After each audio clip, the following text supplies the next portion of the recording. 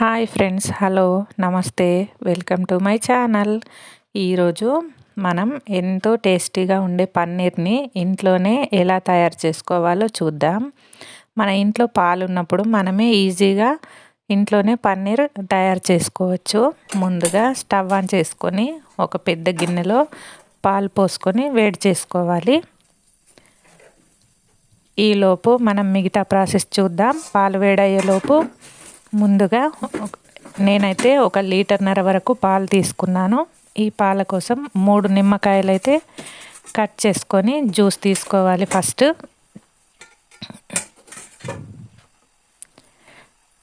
3 నిమ్మకాయలు కట్ చేసుకొని వాటన్నింటిని ఒక చిన్న గిన్నెలో వాటి రసం అంతా తీసుకోవాలి. మీరు కనుక నా ఛానల్ని ఫస్ట్ టైం చూస్తున్నట్టయితే ప్లీజ్ సబ్స్క్రైబ్ చేయండి. అలాగే నా వీడియో లాస్ట్ వరకు చూడండి. వీడియో కనుక మీకు నచ్చినట్టయితే తప్పనిసరిగా ఒక లైక్ అయితే ఇవ్వండి. ఓకే, ఇప్పుడు మనం వీడియోలోకి అయితే వెళ్ళిపోదాం.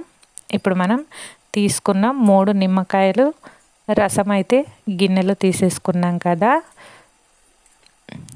ఇప్పుడు ఈ నిమ్మరసం ఎంత ఉందో దానికి సమానంగా కొన్ని వాటర్ కలుపుకోవాలి. దీని స్పూన్తో బాగా మిక్స్ చేసుకోవాలి. ఇదంతా రెడీగా పెట్టుకొని దీన్ని ఒక పక్కన పెట్టేసుకోవాలి. ఇప్పుడు మనం ఒక పెద్ద గిన్నె తీసుకొని అందులో ఇలా చిల్లుల గిన్నె పెట్టుకొని ఒక కాటన్ క్లాత్ వేసుకోవాలి. అందులో పాలు అటు మరుగుతూ ఉన్నాయి కదా, ఆలోపు ఈ ప్రాసెస్ అంతా రెడీ చేసేసుకోవాలి. ఒక కాటన్ క్లాత్ ఇలా వేసి పెట్టుకోవాలి. ఇప్పుడు పాలని బాగా కలుపుకోవాలి, అడుగు పట్టకుండా. పాలని బాగా కలుపుతూ మరగబెట్టుకోవాలి. పాలు కొంచెం 1-2 పొంగులు వచ్చే వరకు బాగా మరగబెట్టుకోవాలి. పాలు పొంగుతున్నాయి కదా, ఇప్పుడు చూడండి. ఇలా పాలు పొంగుతున్నప్పుడు మనం ఇందాక కలిపి పెట్టుకున్న వాటర్ అండ్ నిమ్మరసం ఉంది కదా, దీనిని ఈ పాలలో కొద్దిగా వేసుకుంటూ కలుపుకోవాలి. పాలు మొత్తం విరిగిపోయే వరకు ఇలా నిమ్మరసం కలుపుకోవాలి. నిమ్మరసం నేను తీసుకున్న పాలకైతే 3 నిమ్మకాయల రసం కరెక్ట్గా సరిపోయింది. మీకు గనక ఇంత నిమ్మరసం వేసిన పాలు విరగనట్లయితే ఇంకా కొంచెం నిమ్మరసం యాడ్ చేసుకోండి. నాకైతే ఇది సరిపోయింది. ఇలా వాటర్ పాలు సపరేట్ అయ్యే వరకు మనం నిమ్మరసం యాడ్ చేసుకోవాలి. తర్వాత ఇప్పుడు ఇది బాగా విరిగిపోయింది కదా, ఇప్పుడు స్టవ్ ఆఫ్ చేసేసుకోవాలి. స్టవ్ ఆఫ్ చేసేసుకొని ఇప్పుడు ఇందాక మనం తీసుకున్న కాటన్ క్లాత్లో దీన్ని వడగట్టుకోవాలి. ఇలా వడపోసుకుంటే వాటర్ అన్నీ కిందికి వెళ్ళిపోయి పన్నీర్ మాత్రం క్లాత్లో మిగిలిపోతుంది. ఇలా వడగట్టేసుకున్నాక ఈ పన్నీర్ని మంచినీళ్ళు వేసుకొని 2-3 సార్లు బాగా వాష్ చేసుకోవాలి. ఎందుకంటే మనం నిమ్మరసం వేసాం కదా, దాని పులుపు అంతా పోయే వరకు ఒక 2 గ్లాసుల వాటర్తో మంచిగా కడిగేసుకోవాలి పన్నీర్ని. ఇలా మొత్తం క్లీన్గా కడిగేసుకున్నాక ఇప్పుడు ఈ ఎక్స్ట్రా కాటన్ క్లాత్ ఉంది కదా, దీన్ని మొత్తం ఒక దగ్గరికి మూటలాగా చుట్టేసుకోవాలి. వీడియోలో చూపిస్తున్నట్టు చేసుకోండి.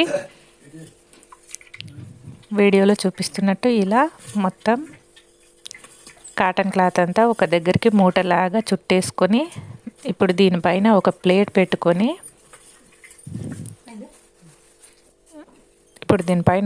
పెట్టుకొని దీని మీద ఏదైనా బరువు పెట్టుకోవాలి. బరువు పెట్టుకుంటే పన్నీర్లో ఉన్న ఎక్స్ట్రా వాటర్ అంతా జాలి గిన్నెలోంచి కిందకి వెళ్ళిపోతుంది. ఇలా ఒక అరగంట సేపు ఇలానే ఉంచాలి. దీన్ని ఎక్కువసేపు ఉంచితే పన్నీర్ గట్టిగా అయిపోతుంది. అరగంట అయితే సరిపోతుంది. ఇప్పుడు అరగంట అయింది కదా, మనం దీన్ని ఓపెన్ చేసి చూద్దాం. చూడండి పన్నీర్ ఎంత నీట్గా రెడీ అయిపోయిందో. ఇప్పుడు ఈ పన్నీర్ని క్లాత్లోంచి తీసుకొని ఒక చాపింగ్ బోర్డ్ మీద వేసుకొని ఇప్పుడు పీసెస్ లాగా కట్ చేసుకోవాలి. ఇప్పుడు చూడండి పన్నీర్లోని ఎక్స్ట్రా వాటర్ ఇలా వచ్చేసిందో కిందికి. ఇప్పుడు మనం దీన్ని పీసెస్ లాగా కట్ చేసుకుందాం.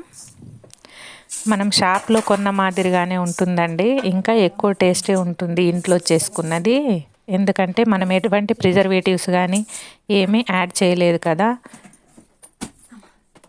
మనం ఇన్స్టెంట్గా పన్నీర్ ఇలా ఈజీగా తయారు చేసుకోవచ్చు. పన్నీర్ అంతా కట్ చేశాక నేను మీకు చూపిస్తాను ఎంత సాఫ్ట్గా వచ్చిందో చూడండి. అచ్చం మనం షాప్లో కొన్న దానిలాగానే వస్తుంది. చూడండి ఎంత మెత్తగా ఉందో పన్నీర్, సాఫ్ట్గా వచ్చేసింది. అలాగే మిడిల్లో ఉన్నది కూడా చూడండి, చాలా నీట్గా వచ్చాయి పన్నీర్ క్యూబ్స్ అన్నీ కూడా. ఓకే ఫ్రెండ్స్, నా వీడియో ఎలా ఉందో కింద కామెంట్ బాక్స్లో కామెంట్ చేయండి. ఇప్పుడు దీన్ని మనం ఫ్రిడ్జ్లో ఒక బాక్స్లో వేసుకొని ఫ్రిడ్జ్లో స్టోర్ చేసుకుంటే 1 వీక్ వరకు చాలా ఫ్రెష్గా ఉంటుంది. వీడియో లాస్ట్ వరకు చూడండి ఫ్రెండ్స్. వీడియో కనుక మీకు నచ్చినట్లయితే please subscribe my channel. Thanks for watching my video. Bye.